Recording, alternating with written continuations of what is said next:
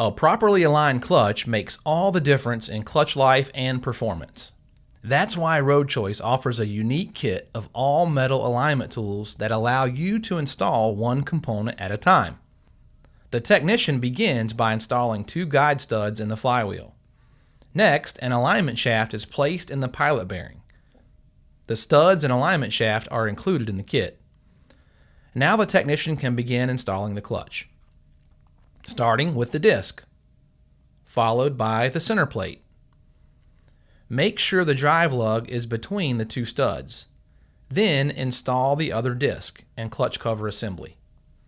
Once the clutch cover assembly is positioned on the guide studs, make sure the center plate is fully installed on the cover.